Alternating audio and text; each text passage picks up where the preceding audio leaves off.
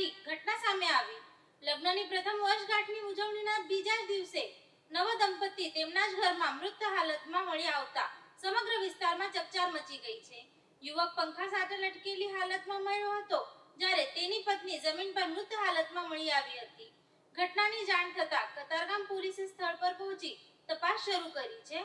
સુરતના કતારગામ વિસ્તારની કિસ્મત કોલોનીમાં એક કરુણ ઘટના સામે આવી છે.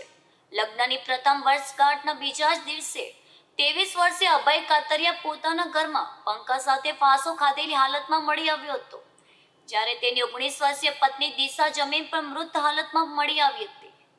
ઘટનાની જાણ થતાં કતારગામ પોલીસ, FSL અને ઉચ્ચ અધિકારીઓ સ્થળ પર દોડી આવ્યા હતા અને બંનેના મૃતદેહને પોસ્ટમોર્ટમ માટે હોસ્પિટલ ખસેડવામાં આવ્યા હતા. પ્રાથમિક તપાસમાં ઘટનાના કારણ અંગે કોઈ સત્તાવાર માહિતી સામે આવી નથી. પોલીસે સમગ્ર મામલે અકસ્માત મોતનો ગુનો નોંધી વધુ તપાસ હાથ ધરી છે. બંનેના એક સાથે થયેલા મોતને લઈને પરિવારજનો અને સ્થાનિકોમાં ભારે શોકનો માહોલ છવાઈ ગયો છે.